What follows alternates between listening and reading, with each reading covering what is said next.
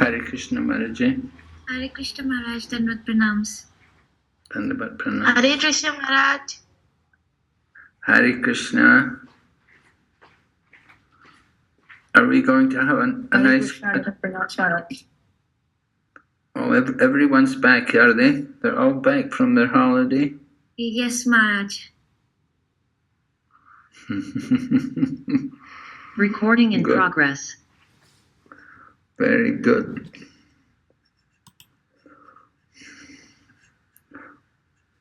Just give a couple of minutes. I'm early.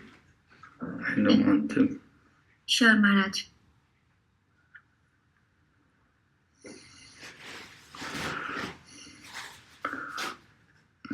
It's still cold there. Maharaj, I'm in USA, so it's freezing cold here. But in Pakistan, I think these Prabhujis and Matajis can tell something. Ishwar Prabhu, is it cold? You're Yes, in the US. Yes, Maharaj, I'm in the US. And it's freezing.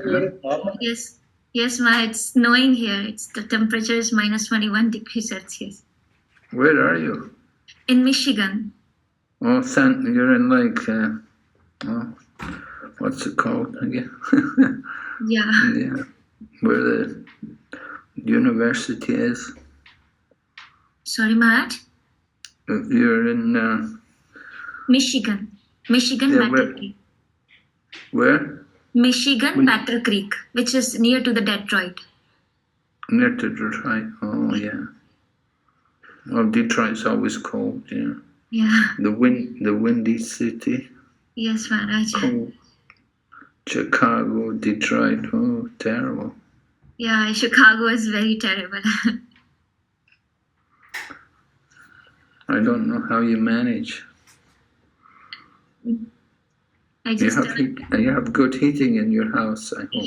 Yes, Maharaj. Yes, Maharaj. And don't go out too much. Sure, Maharaj.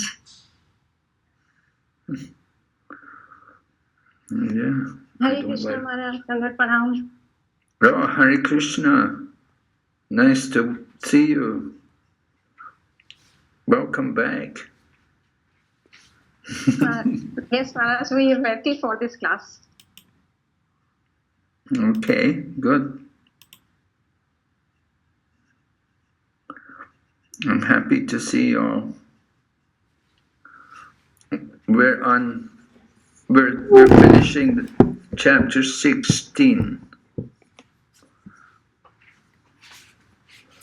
Have you been reading the Bhagavad Gita? Yes, Maharaj.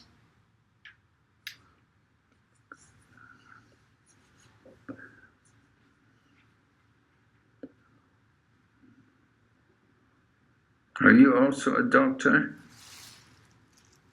No, Maharaj, I am a homemaker, housewife. Oh, okay. So you have time to chant? Yes, Maharaj, but also so many works to do. There are so many things. I have 2 daughters and so many time. Yeah, keep you busy, yeah? Yes, Maharaj. Your daughters are schooling. Yes, Maharaj, they are one is doing accounts and finance in university, and the other is 16. She is doing O-levels. Oh, okay. So they can take care of themselves pretty much at that age. Yes, Maharaj, but they are still habitual of me. Sometimes I just feed them with my hand, so they take so much time. They are very careless, and sometimes I am so much worried about them. They are completely dependent on me still. Oh.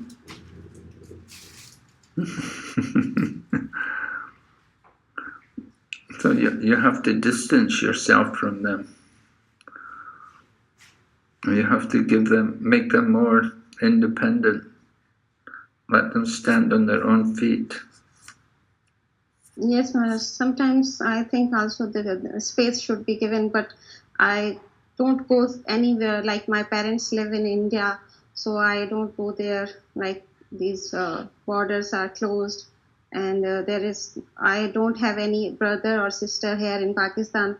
Everyone lives in India, so I'm alone here with my in-laws. So there is no one to go somewhere. Okay. Yeah. Anyway, Krishna's with you. Yes, Maharaj. Definitely, he is with me. That's the main thing. Okay. So we're going to begin. So welcome everyone to our ongoing study of the Bhagavad Gita at the level of Bhakti-Shastri. So last Monday we presented the 16th chapter. Those of you who may not have been here, you have to see the recording of the lecture. Right? Because we did give class for 1.5 hours. So then we decided we would stop because the attendance was so small, because many of you had gone away for the holiday. Anyway, we're continuing here, chapter 16, describing the divine and the demoniac nature. Two natures, right? Daivi Sampat and Asurik Sampat. So we'd spoken in the week before, we'd already spoken about the qualities of people who are of the divine nature. And we mentioned remember there was different qualities depending on which varna and which ashram you were in. And we spoke about the qualities of somebody who's a sannyasi, and somebody who's a grihasta, and someone's a brahmachari. And they had different qualities which were important. Some qualities are there for everyone. They're important for everyone. But there are some particular qualities which are more important depending on the ashram. Just like sannyasi, we said the important quality for the sannyasi was, first, you remember someone? Yeah, fearlessness. Renunciation and fearlessness. Yes, good. Fearlessness. And also knowledge is important. They should have good knowledge of the scriptures because they're renouncing the material world. So that renunciation should be based on knowledge. So those are important for the sannyasi. And for the vanaprastha, the important quality was? Austerity. Yes, right. Austerity. Good. Because vanaprasthas, they're retiring from the world. So they're preparing themselves for leaving the body. So austerity is that preparation. And then for grihastas, what's the important quality? Charity and sacrifice. Charity, cleanliness, and sacrifices.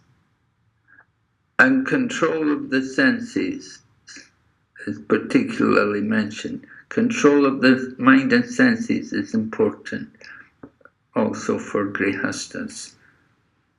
And for the brahmachari, important qualities will be? Studies of Vedas, cultivation of knowledge. Yes, cultivation of knowledge. Yes, one thing else. Humility. Study of the Vedas. Study of the Vedas, the scriptures, they should study like that. For the brahmacharis, that's usually what they like to see. Cleanliness is important for everyone. Okay, and then we spoke about the demonic qualities, and Lord Krishna especially mentions 3 gates to hell. Do you remember? What are the 3 gates to hell? Yes, Maharaj. Lust, greed, and anger. Yes, right. Lust, anger, and greed. Right? Lust is the first thing which comes, which gets people. When people have lust to get something, and if they get it, they're greedy for more. And when they don't get what they want, they become angry. You see, so the anger and the greed, they both come from the lust. So every sane man, they have to give up these things because they lead to degradation of the soul.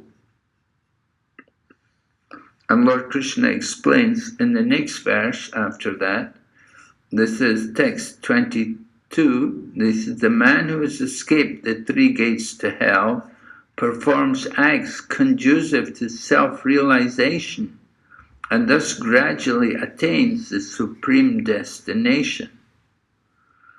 Alright, so you have to have given up lust, anger, and greed. It's very important to avoid these things. And it's not easy because, we do get very angry sometimes when we don't get what we want, when things go wrong. And sometimes we're very greedy also. So these things are stopping us from going back to Godhead. Right? We have to perform acts which are conducive to self-realization and thus gradually attain the supreme destination. In other words, it's going to take some time. It's not so easy, gradually. And then text 23 in chapter 16, another important verse, Lord Krishna mentions about Shastra Vidim, the regulation of the scripture, right? So if someone gives up the principle, the rules and regulations which are in the scriptures, and if he acts independently and whimsically, then nasasidim avapnoti, in other words, he won't get perfection, and then nasukam, he won't be happy, and naparam gatim, he won't be able to attain the supreme destination. So 3 results of giving up the scriptures, what is called Shastra Vidim. You don't follow the scriptures, and then the result is you don't get perfection, you won't be happy, and you won't achieve the supreme destination. Right? Here you can see the translation.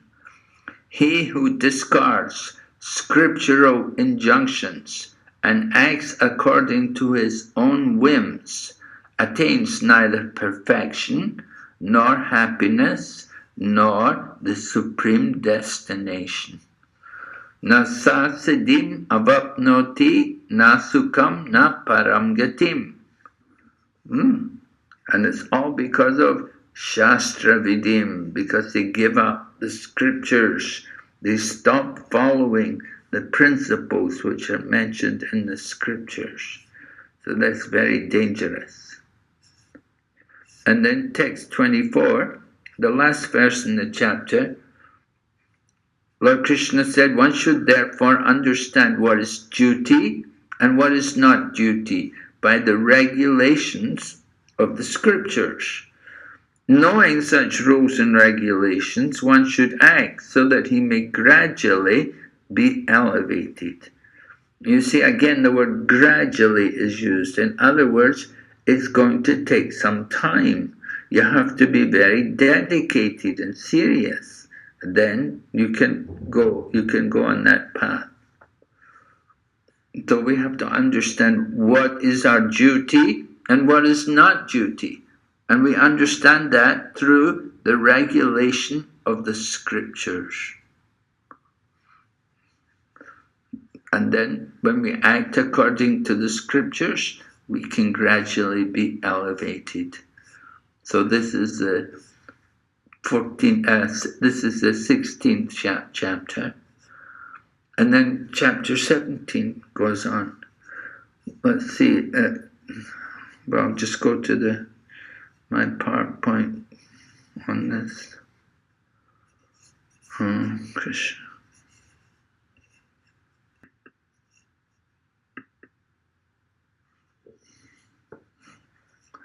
Okay. Share.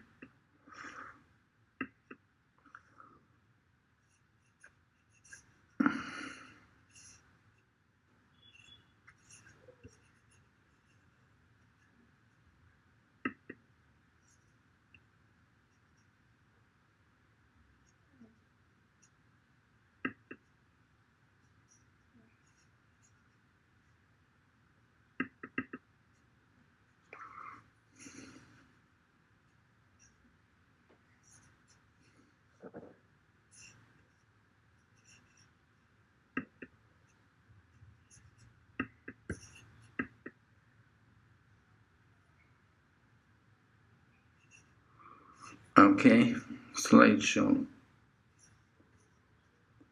Are you able to see these slides? Yes, Maharaj. Okay, good. All right, so we're going to go through these slides. I want you to see everything which is there.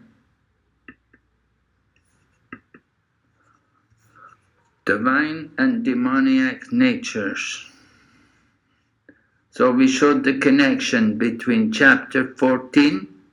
Remember chapter 14, it was about the three modes of material nature. So you can see on the top, on the light blue color is sattva, the mode of goodness. And then the dark red color, rajas and tamas. That's chapter 14, discussing the three modes of nature. And then chapter 15 described about the banyan tree. And we described how living entities are on different branches of the tree. For the living entities in the higher region of the universe, they're in the upper branches. And living entities like our own self, the human form of life on earth, and animals and so on, we're in the lower branches of that tree. And then chapter 16 then goes on to describe about the divine and the demoniac nature. So you can see 14, 15, and 16. They're all three chapters are speaking about the two natures, the higher nature and the lower nature. Or as it's described in chapter 16, the divine nature and the demoniac nature. We could also call it the higher taste and the lower taste. Anyway, sattva and rajas and tamas. We want to then this way you can understand the connection between the three chapters. It's important for us to see how these different chapters connect. So then, we spoke about the two natures, Devi Sampat and Asuric Sampat. The chapter begins describing Devi Sampat. And there's some, I think, how many qualities in the Devi Sampat, the godly nature? How many qualities are there? 26. 26, right? Is it 26? Yeah? Or is it 20? 26, Maharaj. 26, okay, thank you. right? So Devi Sampat, 26 different qualities are there.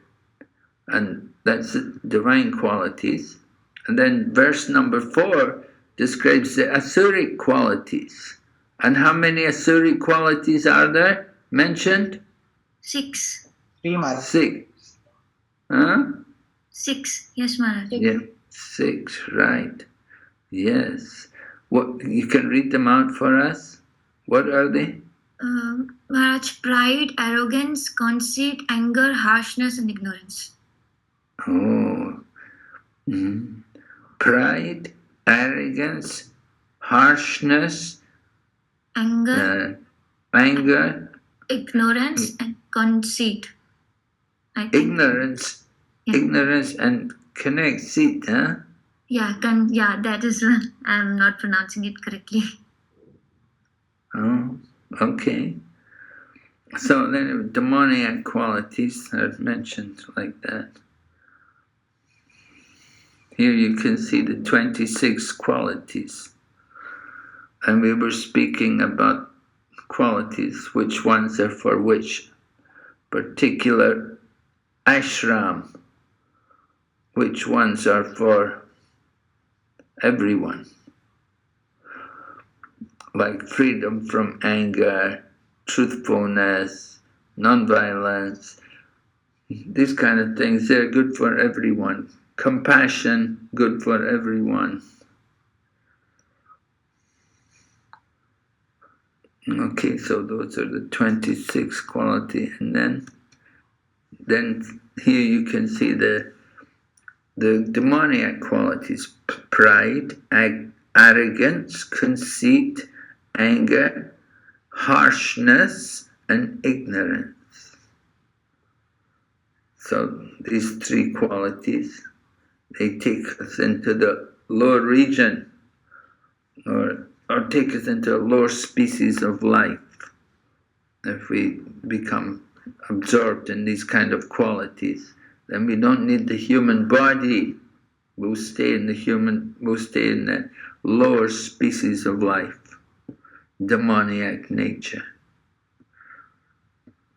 And then Prabhupada spoke about this abhijatasya,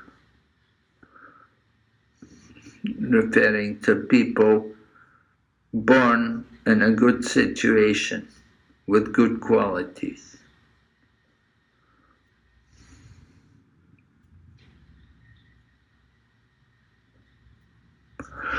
So Prabhupada said the word abhijatasya in reference to one born of transcendental qualities or godly tendencies is very significant.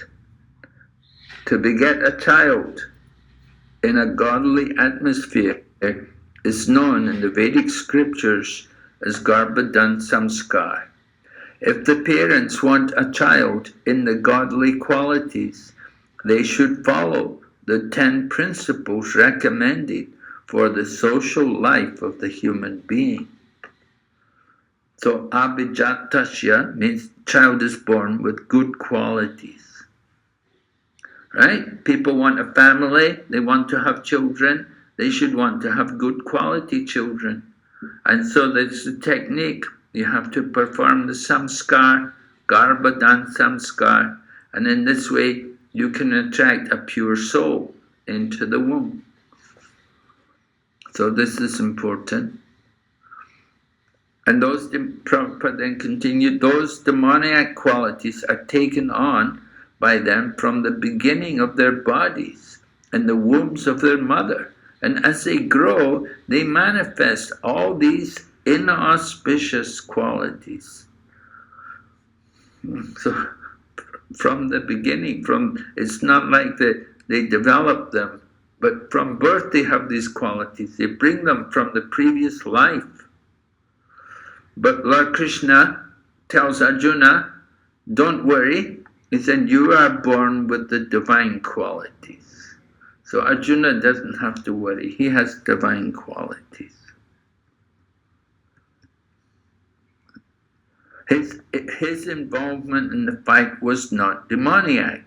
He was considering the pros and cons, not acting under the influence of anger or false prestige or harshness. So that is real devotee. He was very thoughtful. So Prabhupada said, two kinds of created beings. One is called divine and the other demoniac. So they do not like people in the divine nature.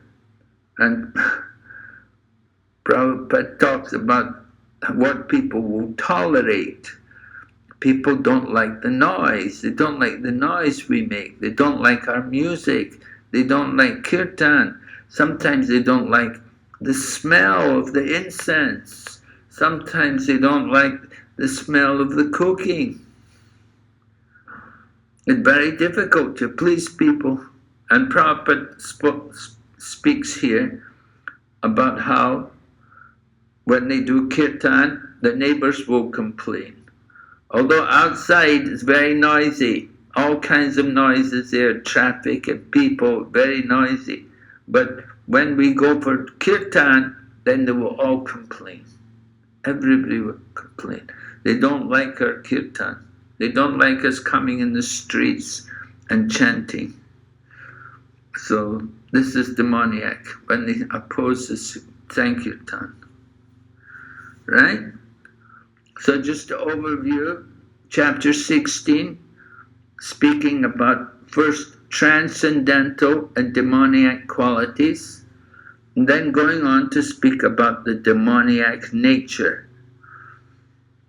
I highlighted one verse from the chapter which describes the demoniac nature. Ishwaraham aham bhogi siddhoham balavam sukhi. Ishwaraham, the demon thinks, I am the controller. Aham bhogi, I am the enjoyer. Siddhoham, I have perfections. Siddhoham balavam sukhi. Balavam sukhi, I'm strong and I am happy. So this is a demoniac nature. And we have to purify that nature by Krishna consciousness. So if people have that kind of confidence in themselves, if we can bring them to Krishna consciousness, then they can do something useful. But demoniac activities, people with demoniac activities, they will kill their enemies. Whoever is their enemy will have him killed, like that. They don't care about people. They don't care about people's lives and so on. That's a demoniac nature. Sometimes, in the name of war, they will drop bombs on an innocent area where the women and children are. And they think, oh, very good, we won the war, because they dropped their bombs on innocent people. So that's demoniac civilization.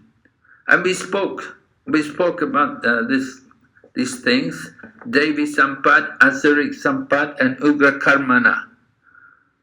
Right? I asked actually the devotees who were present there last week, I asked them if they could come up with something from the internet on Devi Sampad or Asuric Sampad, or even on the farming nature.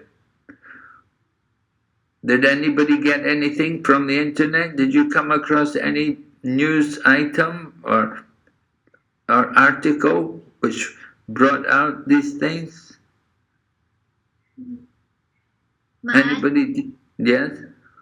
I came up with one about Devi Sampadam Devi and the recent Ugra Karmana, which happened just, I think, 2 days. Oh, really? Can you tell us what they were? Yeah. I was listening one of the lecture of, I think, His Holiness Deva Mitswami Maharaj, and in that one person was mentioning one of the Sampadam Devi past act. He was mentioning about the Narendra Modi, that Narendra Modi has opened many of the bank accounts for the poor people in India, so that they can get the facility and they can get all the chances for getting some money, so that we can, like, he was doing it in a compassionate way, so we can say that it is in a Sampadam Devim. Am I right, Maharaj? Okay. Yes, yes. Yeah, and Ugra Karmana, which has just happened like 2 days before in Pakistan, in Quetta, that there is a just the attack. There is some attack in Quetta and Balochistan, but that attack was for the terrorist one. But many innocent people also died. So that comes in a Ugra Karmana, and nobody was aware about it. So that was a news which I was just hearing yesterday, maybe. So Okay, yeah. Wars going on between different groups of people or different nationalities. Yeah, and even sorry, Maharaj. Yes. Yeah, go ahead, Mataji. And even in that war, they are giving like blaming other countries. But the thing is, the inner people are doing it. So out of anger and harshness toward other country, they are saying it. So I think that also comes in Sampadam Asurim. Okay. Yeah, good. Thank you, Maharaj. Hare Krishna. Anybody else has anything? Hare Krishna Maharaj. Actually, Mataji already told you. I have read a newspaper, Dan newspaper, about the attack of terrorists. 92 terrorists were attacked in Balochistan, and many innocent people were killed. So it's a Sampadam Asuram. Oh yes, innocent people killed. This is it. Yes. And Israel strikes on Gaza. That is also a Asurim. Well, we came from.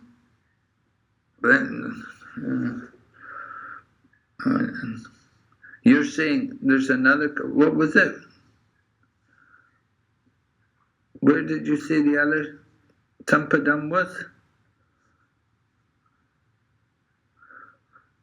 Maybe I didn't follow. Maharaji, Israel strikes kill 32 people in Gaza.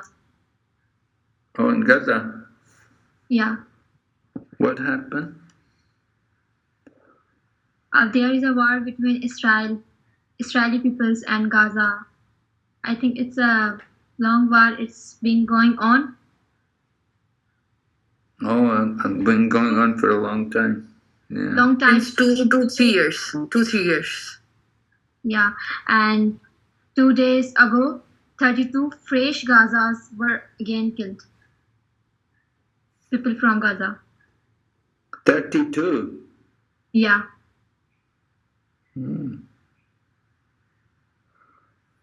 Okay.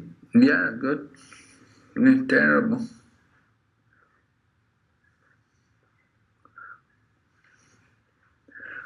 So, is that Asurik Sampat? Yes, Maharaji. Okay. Yeah, usually we find a lot of Asurik Sampat, very less Devi Sampat. You know, the godly nature, the divine nature. We don't come across that very often, but we do get a lot of demoniac things going on. And the Ugra Karma is always there. Ugra Karma doing terrible, horrible things, like they built a tunnel. They built the tunnel underneath the water all the way between England and France. That's Ugra Karma. You know, they spent billions and billions, so much money and people's lives and everything to build a tunnel to go under the channel so that people could go back and forward between England and France. So, you know, we feel that these things can be done without. You know, you can go on the boat. You don't have to have a tunnel to take you underneath the whole thing. Anyway, that's Ugra Karma. They have to labor so hard for a little sense gratification. Right? The story is that the man could walk on water, and he got the power through yoga. So he wanted to show people his power. He rolled up his cloth and he He went to the beach, and everybody else, they were taking boats, but he just walked out across the water. So everyone was amazed when they saw him walking on the water. But the man who was doing it, he wasn't so much thinking, I'm great. He was thinking, I spent so much time to get this power to walk on water. I could have taken a boat. I could have just taken a boat and across the water. It wouldn't cost me hardly any money. Now that I'm doing it, I'm walking on water, I'm so obliged to my guru and to all the other people around me. But I could just take a boat like everybody else, go on a boat and I can cross the water. I didn't need to spend all the time and do all the tapasya just to be able to walk on water. So the newspapers and the internet and movies are full of these kind of things.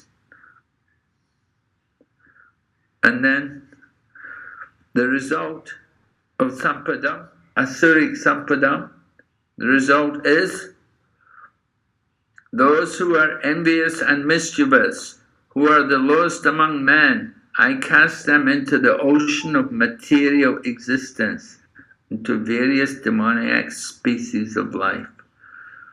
Here you can see nice graphic pictures of some of the demoniac species of life. You can see the shark and the crocodile and vicious dogs. And, oh my goodness. So the material world is like that. All arranged by the superior power, not accidental.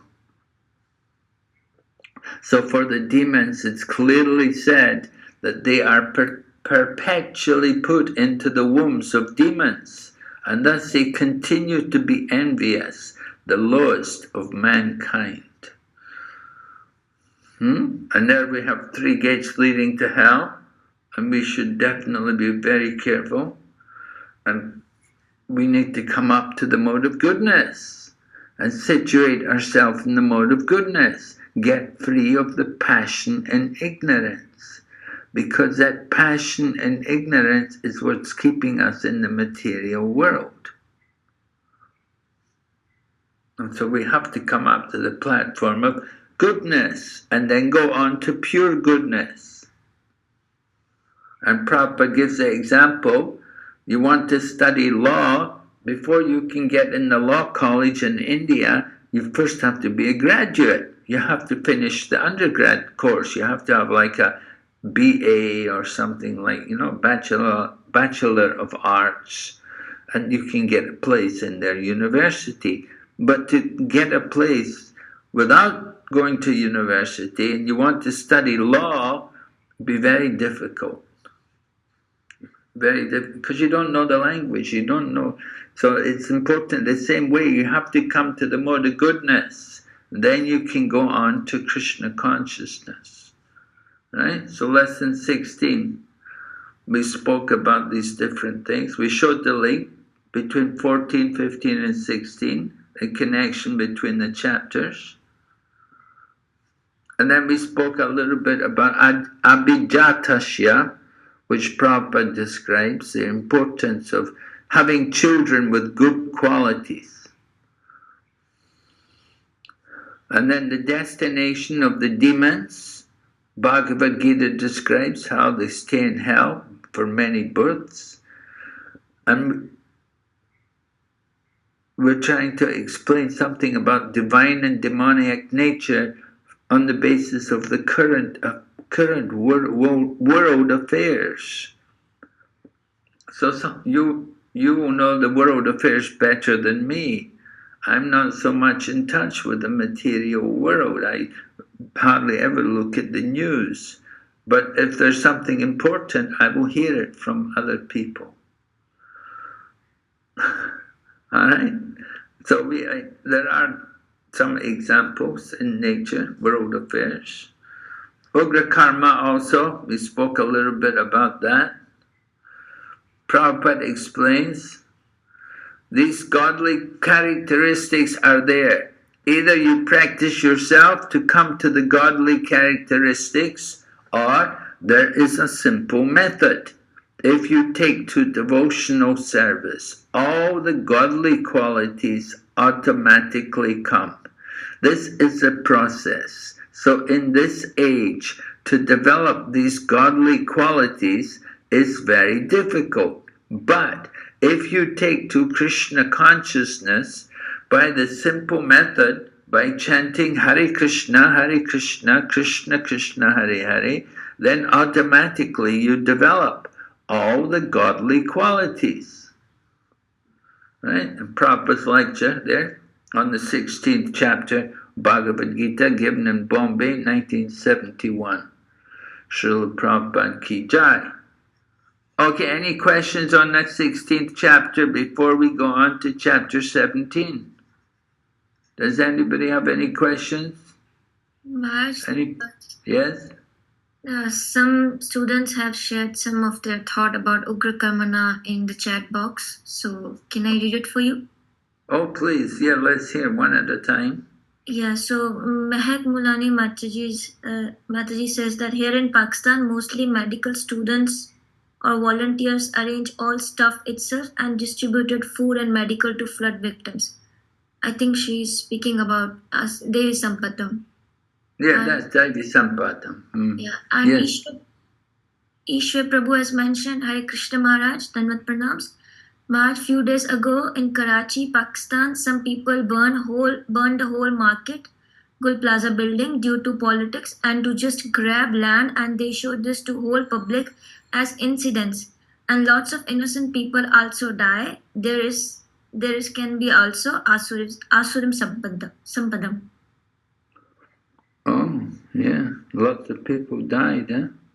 Yes. In the marketplace, there'll be many people there. Where was that? Which place? In Karachi, Pakistan. Karachi? Old market, Gul Plaza market. Oh, okay. Okay, so thank you for that.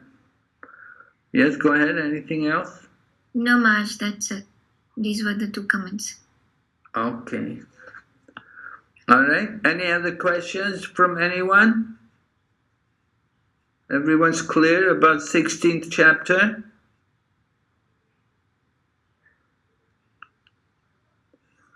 Okay, good.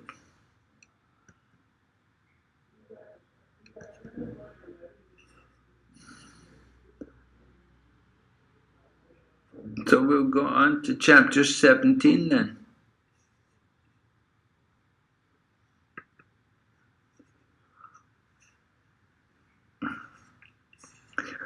Chapter 17, the divisions of faith. Where's my PowerPoint? I should open the PowerPoint, right?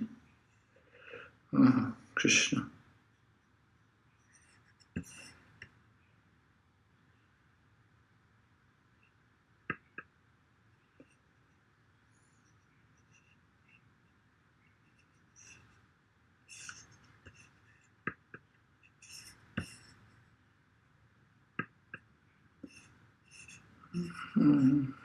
There we go.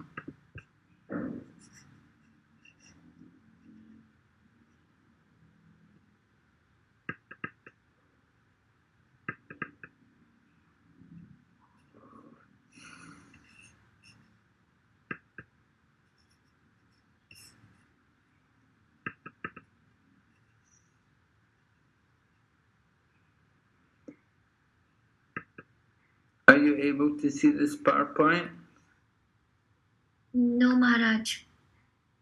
Oh, Hare Krishna. Okay, so what we'll do, we'll go first to the Bhagavad Gita then. Are you able to see this? No, Maharaj. We are not able to see it. Oh, maybe I did it wrong. Let's see. I have to open the... Can you see the PowerPoint now? Yes, Maharaj. Oh, good. Okay. So we're into the 17th chapter. Revision. Okay, we covered these things, right? We Don't need to go through them again. So this is on divisions of faith. And first of all, understand the connection between chapter 16 and 17. All right? So chapter 16 finished. There was a verse, you can see this about Shastra Vidim. In other words, the regulation of the scriptures. Yashastra Vidim Utsrijya Vartate Kama Karata Na Sasidim Avapnoti Na Sukam Na Param Gatim. Right? If people don't follow the regulation of the scriptures, right?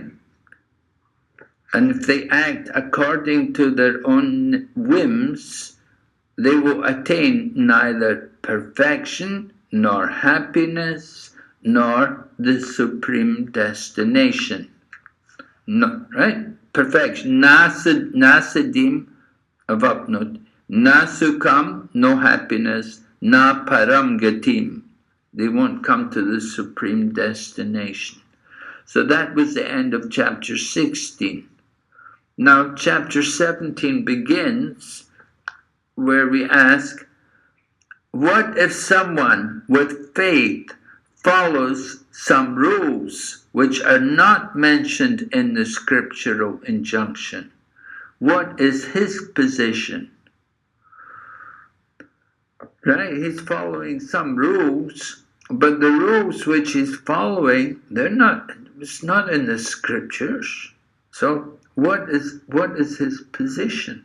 This was Arjuna's question, you see.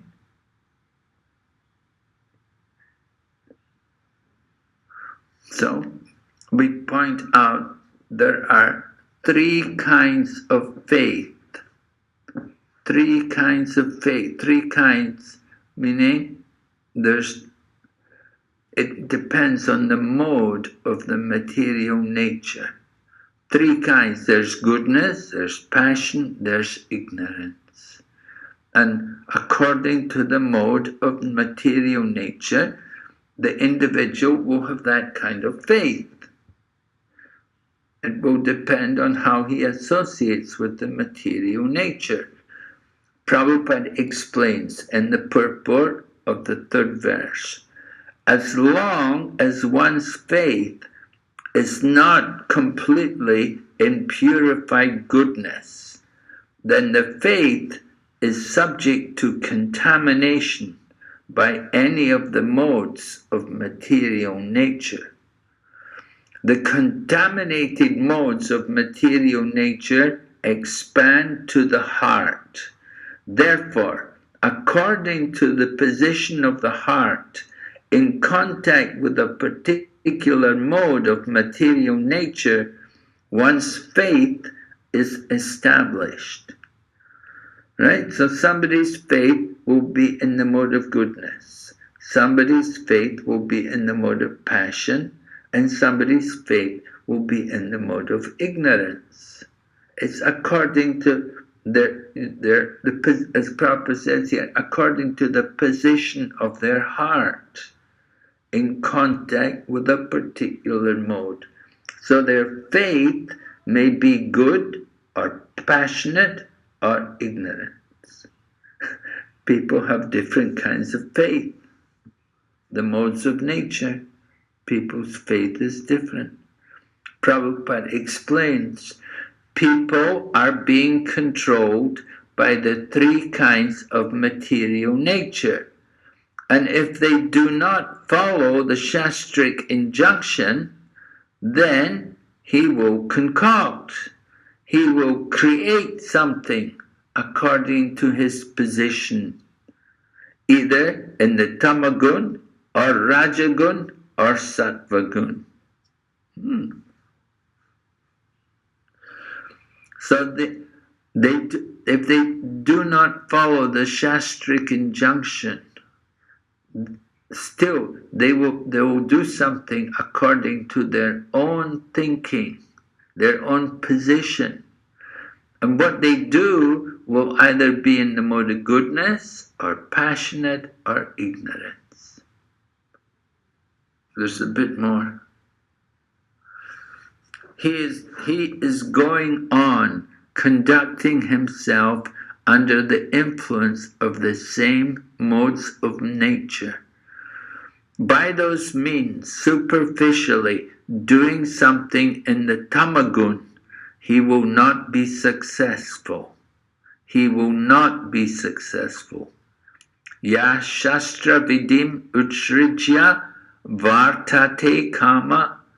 Right? In the 16th chapter, Lord Krishna said, if you give up the regulation of the scripture and you act independently or whimsically, then you will not get the supreme perfection, you will not get the real goal of this chanting, you will not get the supreme destination, you will not get happiness. So it all depends on the individual and what kind of principles, what kind of mode of nature he's going to follow. Some people are very much in the mode of passion, and they'll follow the rules and regulations according to that. And some people are very much in the mode of ignorance. Prabhupada said, we find different types of faith in this world, and there are different types of religions due to different types of faith. Different kinds of religious processes. They say they're religion, but we will see they have different standards in different places according to different modes of nature. If they're associating with the mode of goodness, then they may be vegetarian and they won't drink alcohol and like that. Just like there's one church from America. They are called the Mormon. M-O-R-M-E-N. Mormon. And sometimes they call themselves the Church of the Latter-day Saints. Because in recent times there was one man, an American man, who somehow he wrote a Bible or something, and this Mormon church is based on this man's writing, his writing, what they call the modern Bible. So they have the rule, they won't drink tea or coffee. They're very strict about that. They're not allowed to take any tea or coffee. They'll eat everything, but they don't drink any tea and they don't drink coffee. They have that rule in their church. So, that it's good in the sense that they have some rule, but of course, the modes of nature are influencing there. And some places, like some Hindu people, they will fast one day a week, maybe Tuesday or something. They don't eat in the morning, half-day fast. So, influence of the modes of nature are there. You could say our Krishna consciousness movement, we also have fasting. We were fasting just yesterday or the day before, was it? For Lord Nityananda. On Saturday there was the appearance day of Lord Nityananda. So we observed the half-day fast. And then we distributed prasadam in honor of Lord Nityananda. So how is that? Is that also influenced by the modes of nature? We have to understand these things. Certainly, modern religious practices, some of them are influenced by the modes of nature.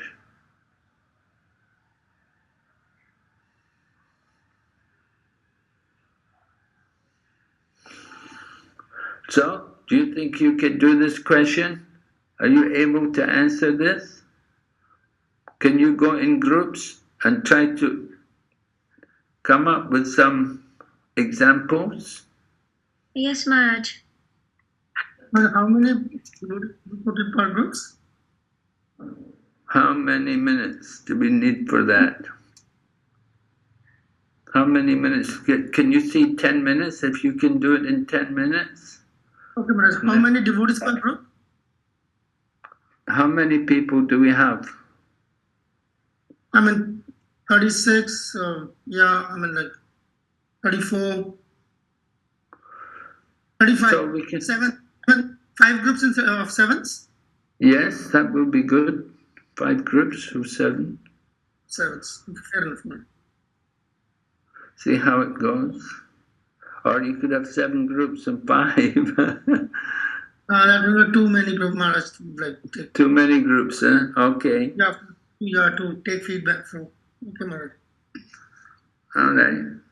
Open. It's open. They can get into groups. सब लोग groups को join कर ले please. ये question है आप लोगों का, कॉपी कर ले क्वेश्चन को. Please copy the question and join in the groups.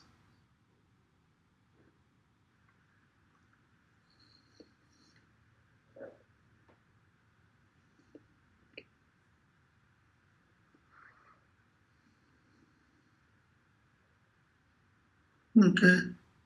Lakshmi Mataji, Damni, Jaya. Lakshmi, Damni, Jaya. Go ahead. Everybody else is there. Lakshmi आपके पास आ रहा है? लिंक आया आपके पास? प्रभु जी आया था, मैंने ज्वाइन भी किया था लेकिन नहीं हुआ है, पता नहीं क्यों. रूम 3 था मेरा, आई थिंक. एक सेकंड होल्ड करो. एक सेकंड होल्ड करना. जो आएगा वहां जाना मत. जब मैं बोलूंगा तब जाना. जब मैं बोलूंगा तब जाना. वेट. ओके प्रभु जी. वेट. अब जाओ.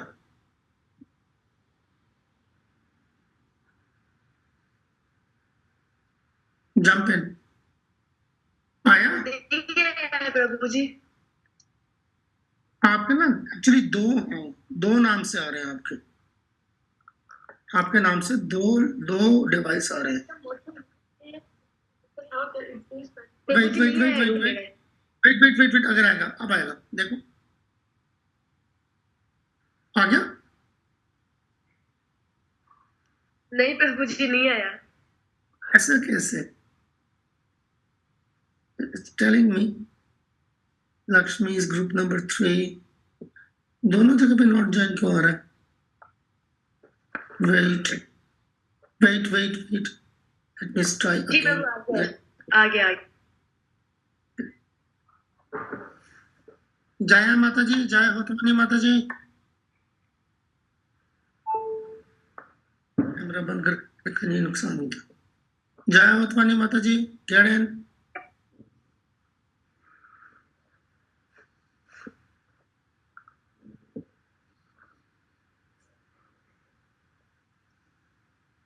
Maharaj, your tactic of keeping the camera closed is working, it seems. Many devotees have opened their camera today. Thank you, Maharaj.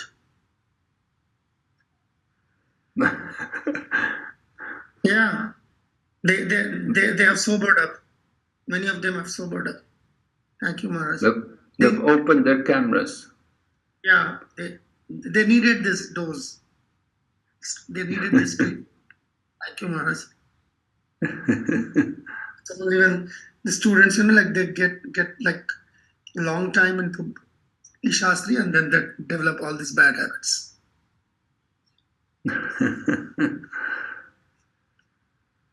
I say.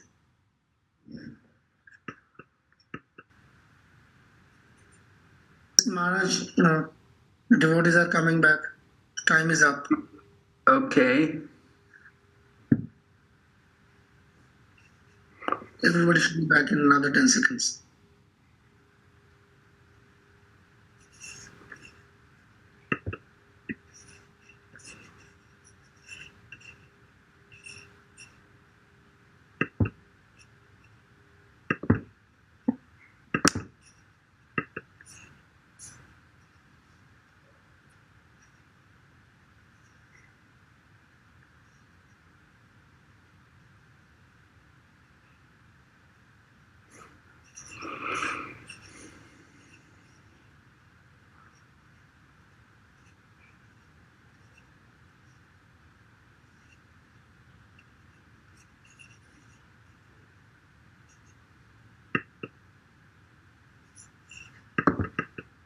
everybody's back.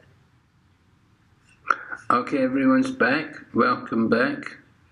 So let me get that question up again, and we'll just see that.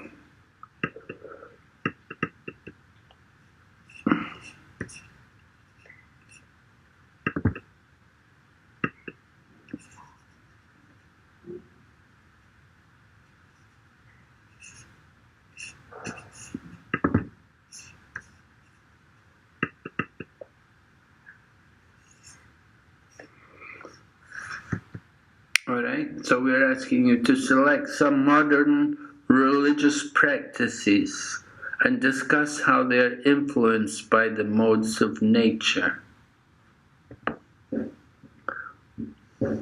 So, that's the first part.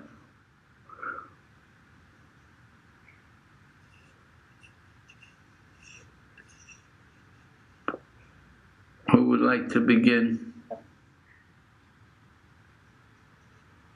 We have how many groups? 5 groups? 5 group Maharaj.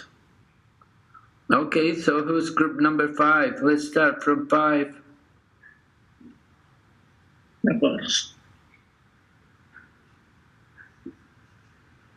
Hare Krishna Maharaj, pranams. Yes, Hare Krishna, Dandavat pranams.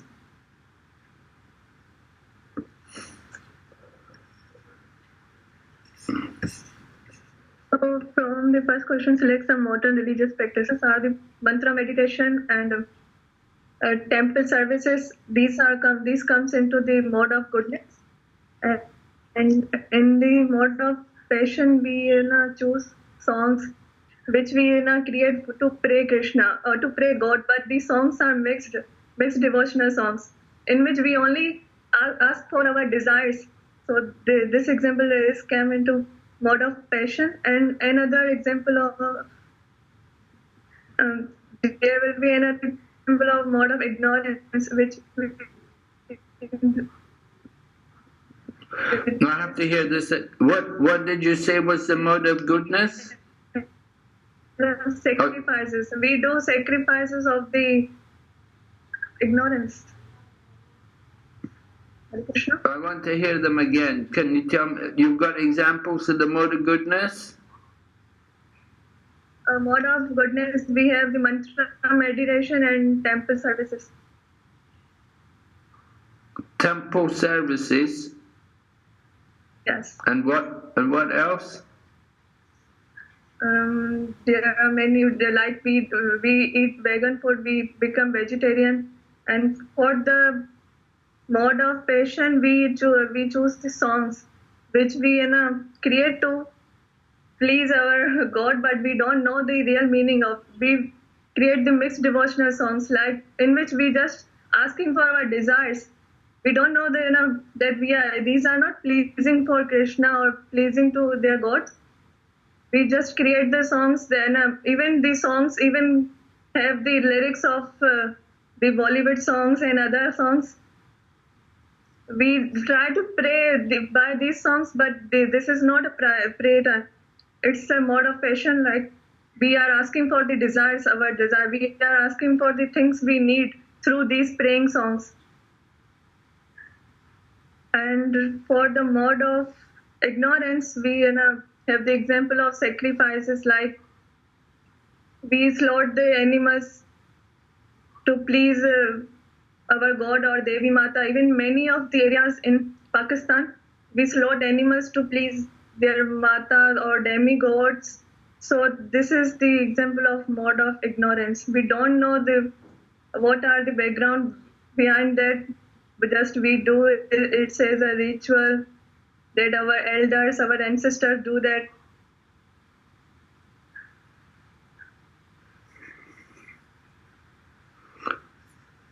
Okay, so in Bhagavad Gita, chapter 17, verse 1, Arjuna asked Krishna, what is the position of people who worship with faith but do not strictly follow scripture? In this verse, Arjuna is asking about what is the position of the people who worship Krishna with faith, but they don't know the scripture, they don't follow the scripture, in which mode of they are belong, in which mode they belong. So in the verse 2, 17.2, Krishna, there is a reply. Krishna says that faith is of three kinds based on the mode of nature. Faith has three kinds, which is based on the modes of nature. In verse 3, it says that man is made of faith. As is one faith, so is one. Like everyone has faith, but not the same quality of faith. If someone is more into the goodness, so its faith is more pure and good. And if someone is in mixed, so its faith is in not so good, but their faith is mixed with desires. If someone is in ignorance, their faith is misguided or harmful.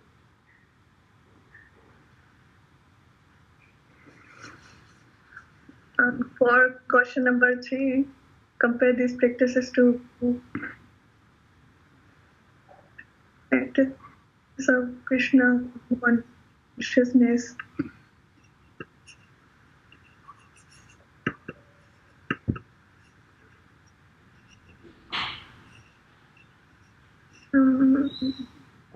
Actually, we don't discuss. Let me think about it. Well, And question certainly. these practices.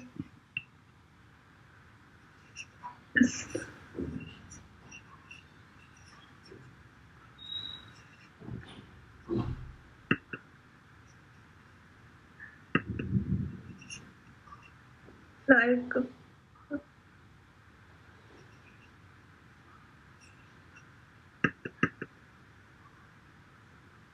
Hare Krishna.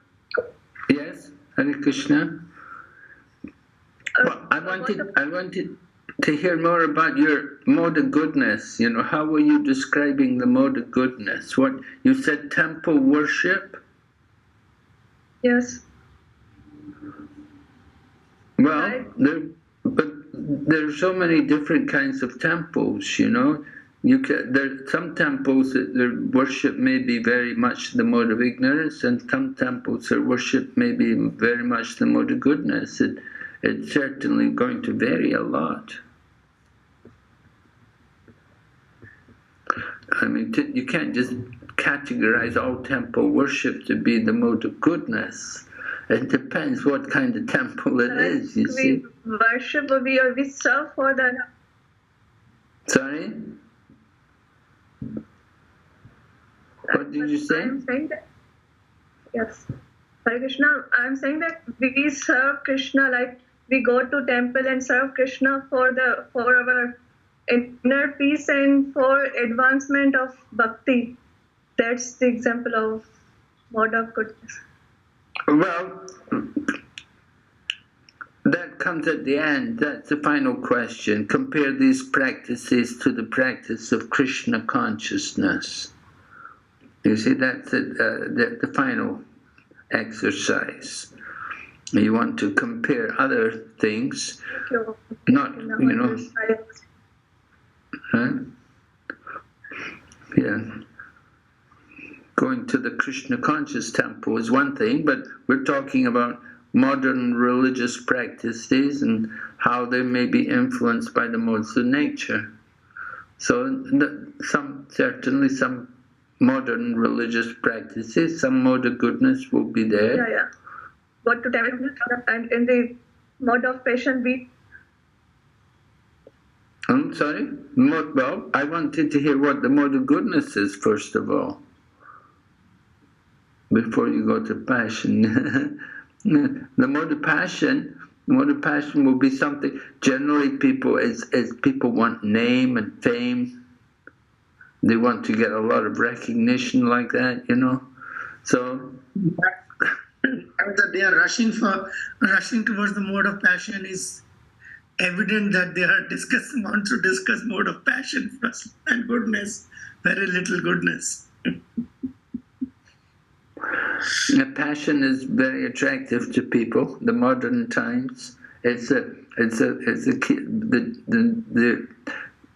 the main word, gets people.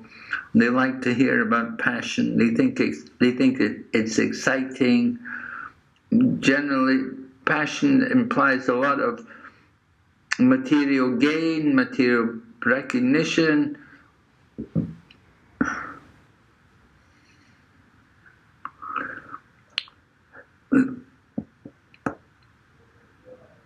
So in the mode of passion, you could say you do some worship, just like during the time of the Second World War, there was a man.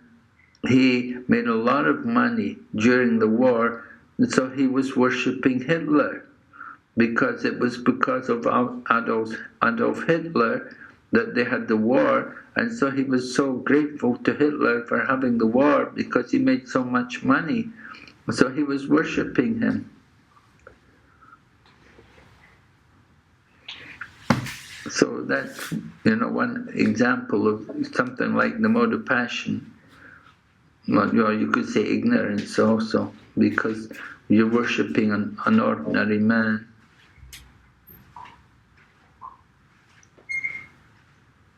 You worship an ordinary man, so that's ignorance. Thank you, Maharaj. All right. Let's hear from some other group. Let's hear what you came up with. Give some examples. First of all, just generally give some examples, and then we will analyze them. So what kind of modern religious practices can you think about? May I, Maharaj? Yeah. Hare Krishna. I want to give some examples of modern religious practices like the Jain, or here in Pakistan, Radha Swamis. There are so many Radha Swamis, or Sikhism.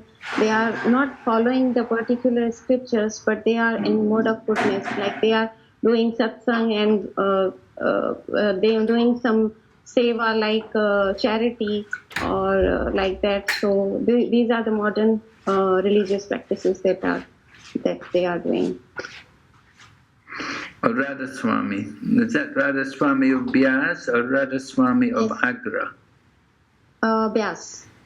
In Pakistan, there are Radha Swamis of Bias, mostly Bias.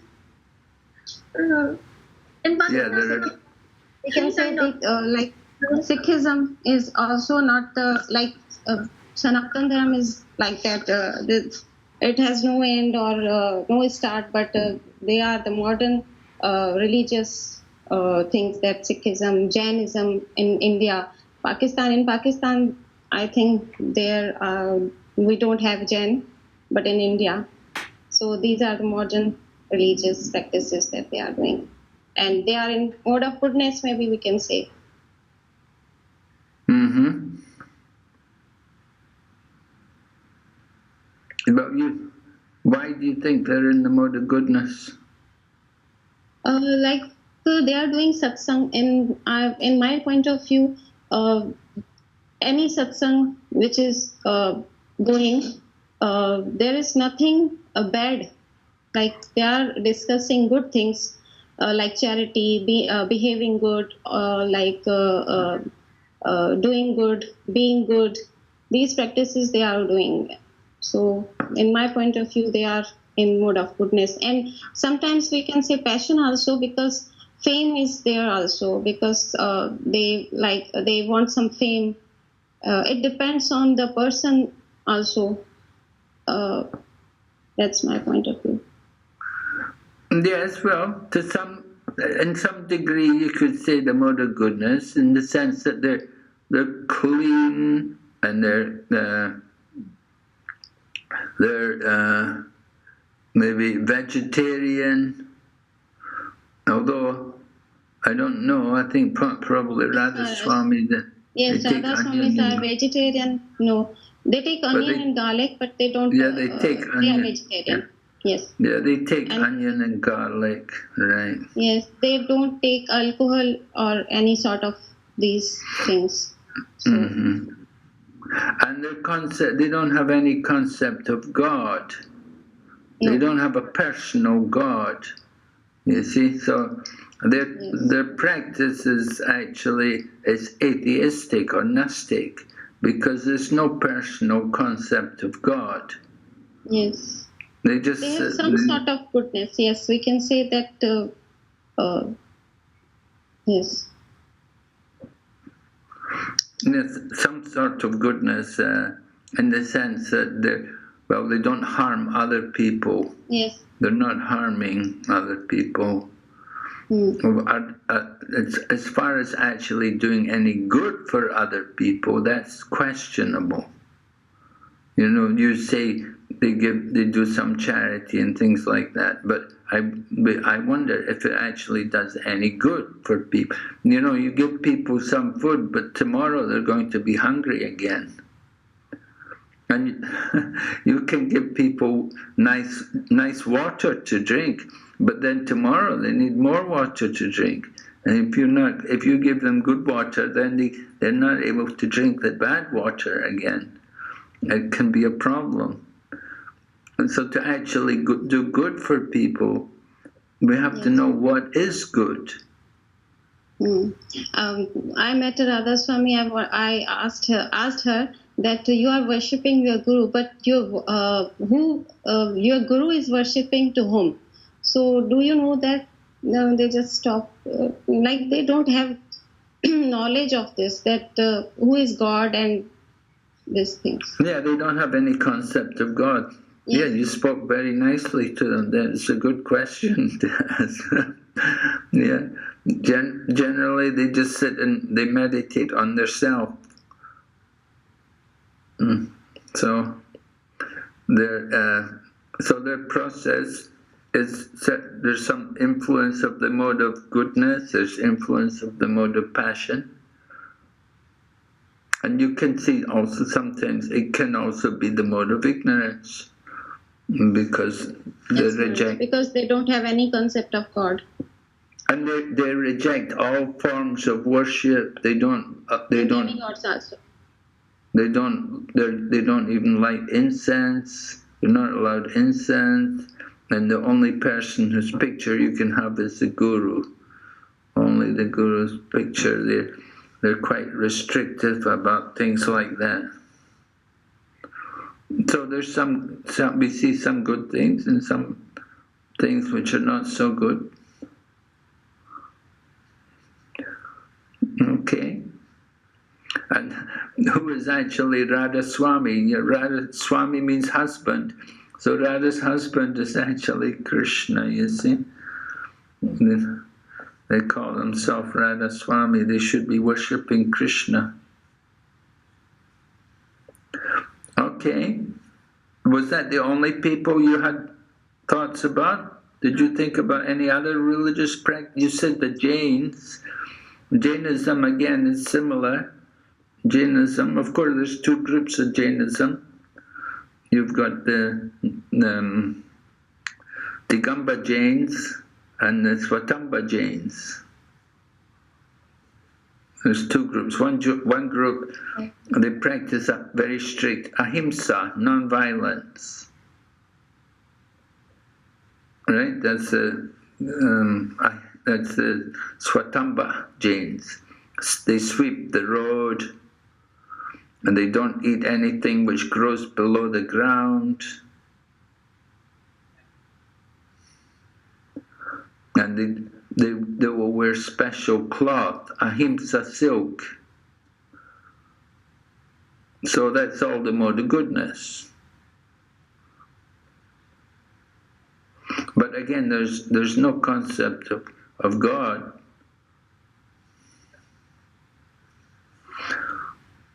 But they're usually very. Sikhism also.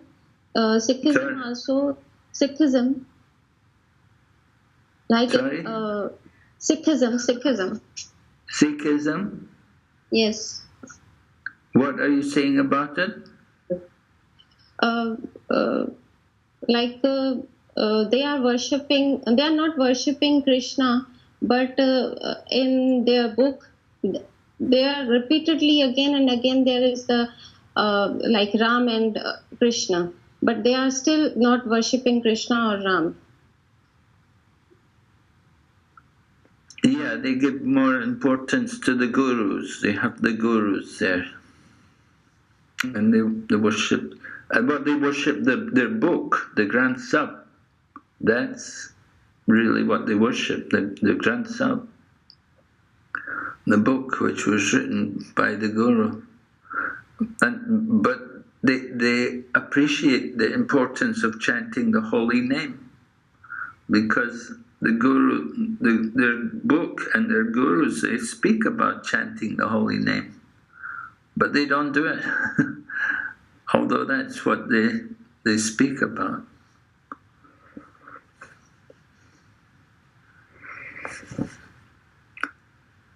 So they say Guru Nanak was a contemporary of Lord Chaitanya Mahaprabhu, and it said even Guru Nanak met Lord Chaitanya at some point. So there's some Guru Nanak, his intentions were good, but over the course of time there's been some changes, some drifting away from the original teachings.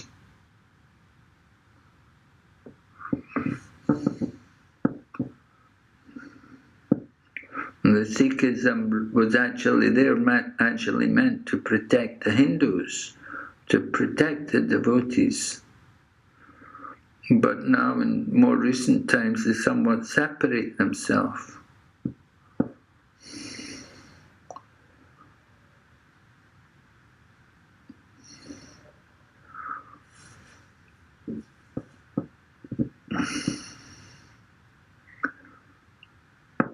And they only follow the book, their book, the Granth Sahib.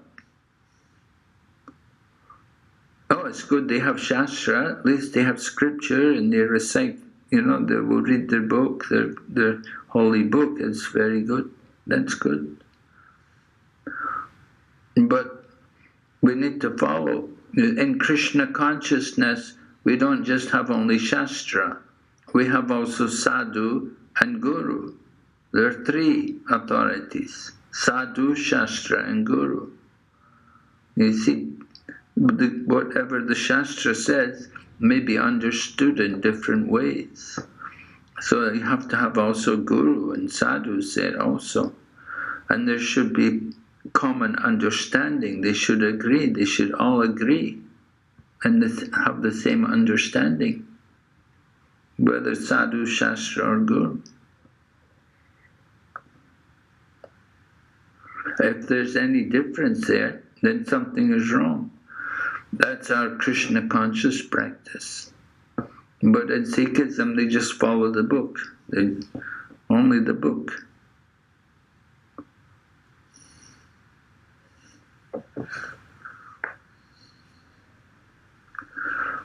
All right, any other examples? More modern religious practices? Hare Krishna Maharaj. Yes. Dandavat pranams. The things we discussed in our group were, one of the things were like the most common religious practices in Muslim.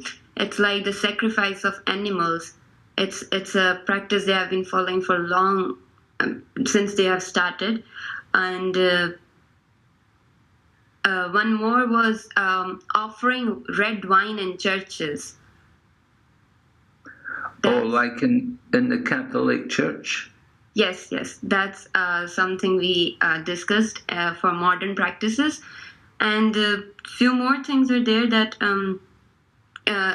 for mode of goodness, you were like the preaching through online Zoom sessions, just like we have the fortune to have with you. And other things like the modern counters to chant anywhere and to do that. That was also one of the mode of goodness we discussed. And, what was that one again? The modern counters for chanting. Modern what? The counters, the counters. Counter. Yes. It says Maharaj is like it's like a japa machine. It's for counting. They use for it's a machine. It's like they use a digital counter. Yes, digital counter. Yeah, it's like. So what? Is that? Yeah. Sorry. Where are they using that? Just as devotees, you mean? Yeah, that's basically in devotees. Mostly when they have to chant, and the places where they cannot take their bead bags and beads. Just like sometimes we in the school, we cannot take our bead bags with us, and we cannot find time, and we are free, so we basically take that and complete our rounds there. So that's one of the very you use a digital counter.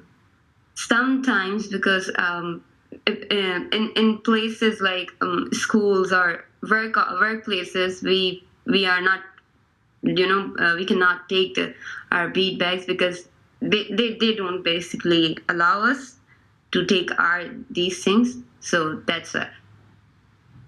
Mm-hmm. And so, I mean, that practice of taking a digital counter using we call them usually clickers, because when you're using it makes a clicking sound. And so you can use in some parts of the world, we have that problem, like in the Middle East also. Sometimes we often use it's more convenient to just have that clicker rather than a bead bag. And similarly, in China also, it's more common to use a clicker rather than to have the bead bag, which is it's more noticeable, and people see it. They want to know what it is. What are you doing, and like that. And you don't really want to have that kind of contact.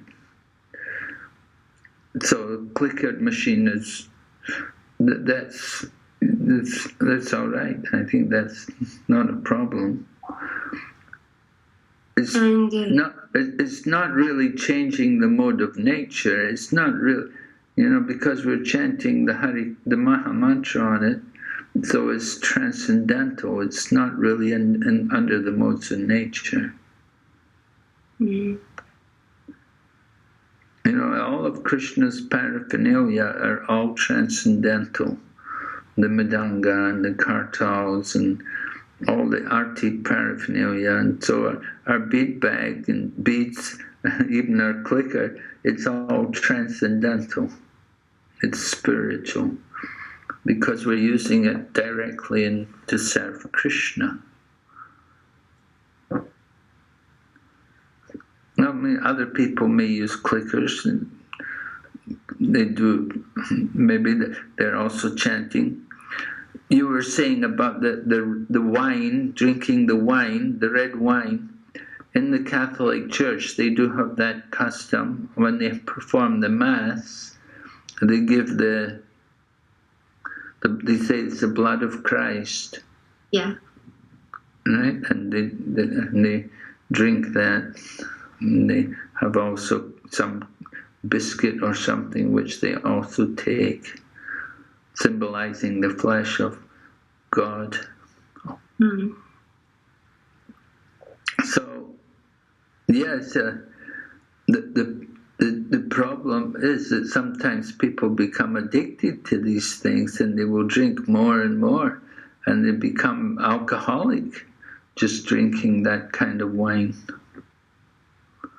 And they do have a problem like that in the Catholic Church, with people becoming alcoholics because of drinking too much of the wine.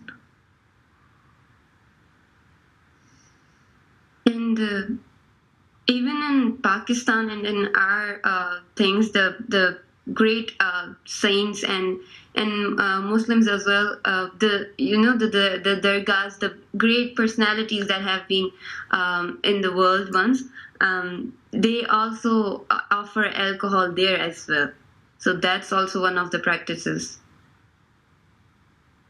Who do they offer alcohol to? Those were some great saints back in the time.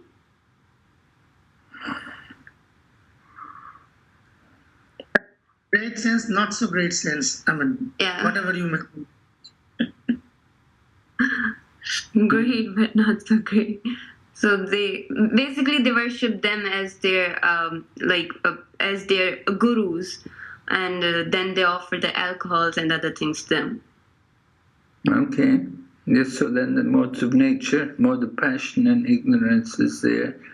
But of course, sometimes people say, well, it's all right to drink so long as you don't drink too much. You know, they try to compromise on these things, you know. And people say, oh, no, it's all right to drink so long as you don't get drunk, so long as you don't drink too much. But you can never argue with these kind of people. You try to tell someone maybe you've drank enough, or you try to tell someone you're drunk, and say, no, I'm not drunk, you know, and they're stinking of alcohol. The people won't admit it. So we have, of course, we're quite strict on this thing, and Krishna consciousness, that we have no alcohol. We're not allowed to take alcohol in any of its forms. Even Coca-Cola and coffee are restricted because of the caffeine. And that's very difficult for some people, you know, because they get so addicted to tea, they can't give up tea. And in China, they have a lot of tea drinking. Tea actually comes from China. The whole culture of tea originated in China, and the British then brought it to India and Pakistan. But in China, they have very powerful tea, and they will drink tiny cups of it, tiny little cups, but it's so powerful. And it's part of the religious process.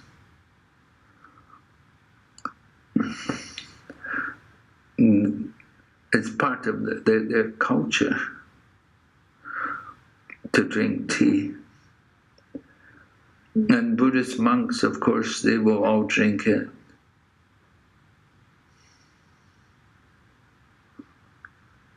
Well, Maharaj, India returned the favor to China in those days. They exported tea to us. We exported marijuana to them. So we just returned the favor. Okay. The opium wars.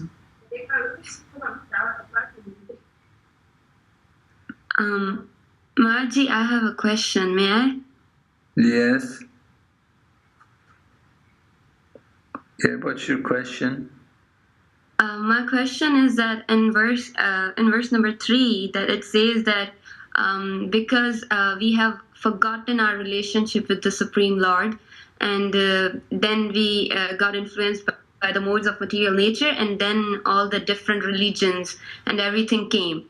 But there is one thing I want to ask it about, like they highlight the word Shraddha as like faith.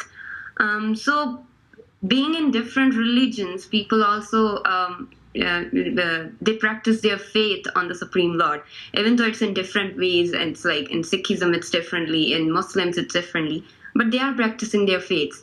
And then we're still saying that the things were distributed in religion. So what about that? Like, is the faith basically the faith is being looked, or the different religions? Well, it's both. You know, different people will have faith according to their. It's not going to be the same for everyone. Now, some people will have more faith, and some people will have less faith. It may be in the same religion, but the the idea is the different practices which they have there will invoke a particular mode of nature. And we see people are attracted, some people, they're attracted according to that nature. You know, just like in some cults, there was a group, there's a group, they're called, what, anyway, they have to walk barefooted every morning. They go to the temple barefooted. Do you know this place, Bimal Prasad Prabhu? You know what it is? Who are they? Oh, but I understand like the Jains practice like that. But yeah, the Jains, yeah, maybe it's the Jains, yeah. Anyway, over in Taiwan, there's a group of Jains there, and so they got a property for them. They got they got this office in a building, and they made their temple there. And so they were walking to the coming in the building with no shoes, and so walking in the road and then coming in the building, and everybody complained. And it became a big case, and they went to court, and they fought in the court, but anyway, they got them out of the building. They wouldn't let them stay in the building because they said we have to go to our temple with no shoes on, and they have to walk barefooted. And the people there in Taiwan, they said, "Wow, this is terrible. We don't want you walking in your dirty feet coming in our building, So some people have no faith in these things. Some people, they think this is faith. Their faith is to walk barefooted, to be barefooted and to go to temple like that. That's their faith. But for other people or common people, they're thinking, "Oh, this is terrible." So different people's understanding of what is the proper thing to do, what is the proper behavior. They're thinking it's very good, and other people are thinking it's very bad. But it's their faith, it's their practice, which is there. That they should go there barefooted.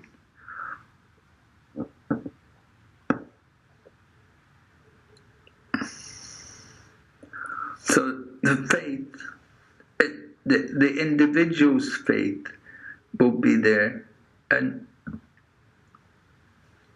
then according to their faith, they practice that way.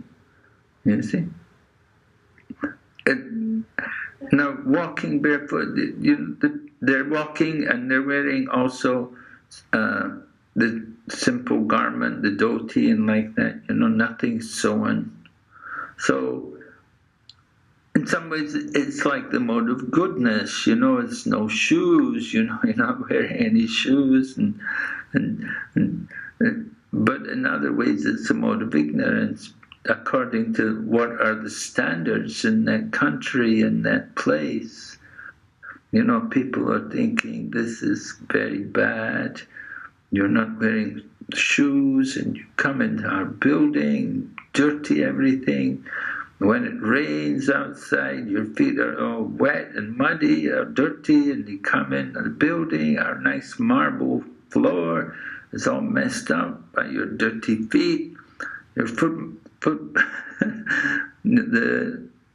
your soles of your feet leave marks all over the floor. We can't have like this every day. But there are the people who are practicing like that. This is our faith.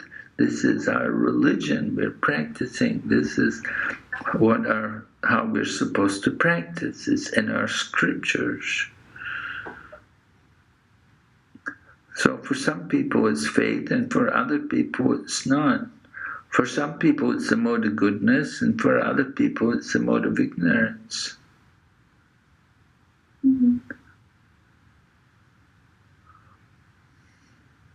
Somebody has faith in what he's doing, so he thinks, this is really good. This is the mode of goodness. But somebody else, they don't understand it at all. They're not in that religion. They don't recognize what you're doing, and so they think this is a mode of ignorance. To leave dirty black footprints all over our floor inside our building.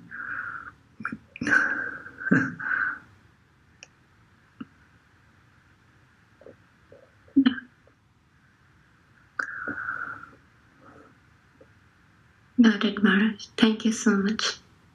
So faith is influenced by the modes, and the type of practice, according to the person's nature.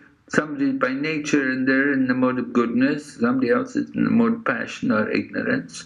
And because of the mode which they're in, they're attracted to a religion of a particular nature like that. They'll be attracted, like somebody who's in the mode of goodness, they'll be naturally attracted more to practice things of the mode of goodness. But again, like I say, what is the mode of goodness is going to be a relative thing according to the country and the culture in which you're in. And you can't, Krishna consciousness, we bring the culture of Krishna consciousness to the West, and it shocked people.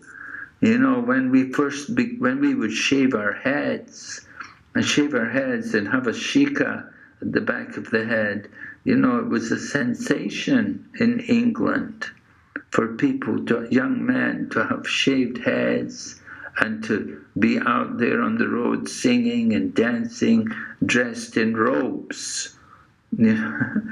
Because initially, when Prabhupada first went to the West, I know in England, we'd never seen monks. We had no experience of seeing monks like this before. In Buddhist countries, you will see Buddhist monks all the time, so it's not a very big thing. But in Western country, you don't see monks. Very, very rare to see a monk, And certainly in Prabhupada's time, when Prabhupada brought Krishna consciousness there, I hadn't seen monks before.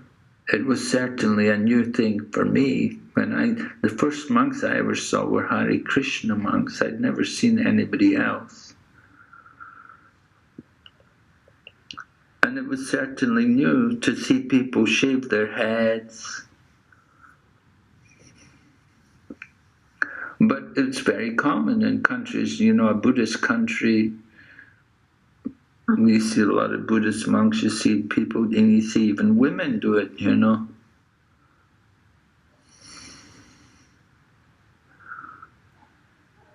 So how to understand these things? Certainly there's going to be different divisions of faith. Some people think you're crazy. When the first devotee shaved his head in New York, he got put in a mental hospital. They thought he was mad. And they put him in the mental hospital. And it took a week or two to get him out.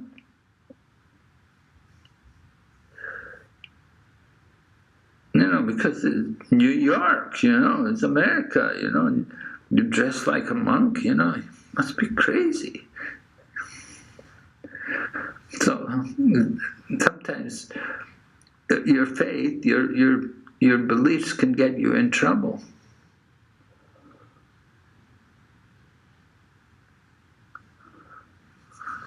So modes of nature, like ladies wearing a sari, it's very much the mode of goodness. It's meant to be the mode of goodness. The sari is meant to cover the body.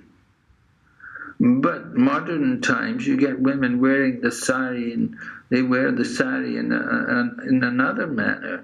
They reveal more of their bodies and cover their body. Just the opposite, in fact. So everything, how we use how we do everything, it's important.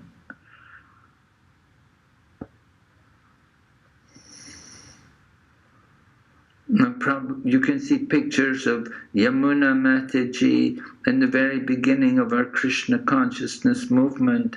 And if you see how the women wore the sari there in the very beginning of the movement, you know, they were really covered. They really covered themselves. And but over the years, you know, things change, you know. The standards also vary a bit.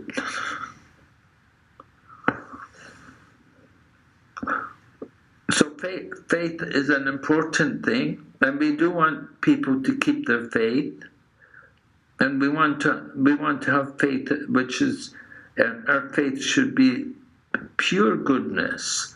It should be transcendental. It shouldn't just be the mode of goodness. Because the problem with the mode of goodness is that sometimes it becomes a mode of passion, and sometimes it becomes a mode of ignorance. So just being, you know, just like animal slaughters, you know, the people doing it, they're doing it with the religious intentions, and they consider the animal as being sacrificed, and it will be promoted to a, you know, better position, higher position. But other people, they can do it in a very different manner. They're slaughtering the animal, and then they take the animal and cut it up and cook it, and they all eat. There was one professor from the USA. He was going to Bengal to check out the Durga Puja or something, you see. So he asked Tamal Krishna Goswami if he could help him, because he'd never been in India before. Anyway, he went to this Durga Puja place, and the professor described how it was just insane. You know, people were all drunk and intoxicated, and there was blood around everywhere, you know, smearing blood on each other from the dead goat, killing the goat, the blood all over the place, and people all intoxicated and crazy. That was the experience at the Durga Puja. But then he went to the Krishna Conscious Center, and it was quite a different experience. He was nicely received, he was looked after, he was given some nice vegetarian food to eat, he was given a nice place to rest. He had a very different experience. You know, he went to find out about different religious processes. And he saw the difference, how there's a big difference in different places.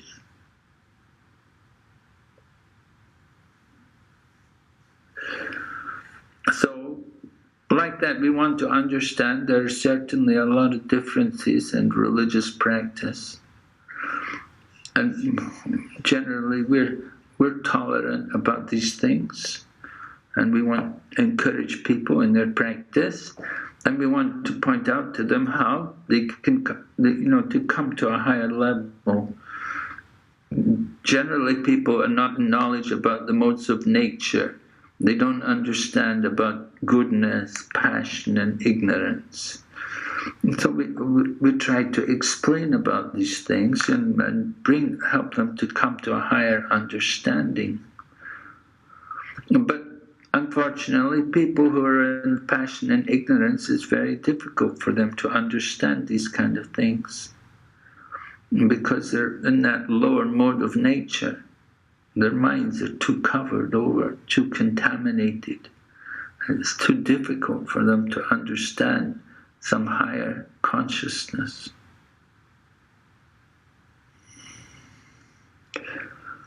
Okay, so we'll stop here tonight, I think. It's time up. So I'll see you tomorrow night. We'll continue. Please think about it. And we'll continue tomorrow. Okay. Thank you very much. Thank you, Maharaj. Thank you so very much, Maharaj. But there's a hand, please. So much, Maharaj. There is a hand, please, in case you. Sorry? There is a hand that is raised in case if you want to take out. Oh, Sagar, there's a hand. Is it Sagar has a question? Yes, Hare Krishna Prabhu. Yes, Maharaj, I want to say something. Yeah, please. Yes, I am very ashamed of my non-seriousness. Please apologize me because I don't present in past days. So very much sorry. And now I will try my best to come in to active in classes. Please, Hare Krishna Maharaj. Oh, okay. So we'll look forward to having your association. We're nearly finished. But anyway. We apologize, Maharaj, for misbehavior, Maharaj. Okay, Hare Krishna. Srila Prabhupada ki. Jai. Thank you so much, Maharaj. Thank you so much, Maharaj. Hare Krishna. Thank you so much, Maharaj. Hare Krishna.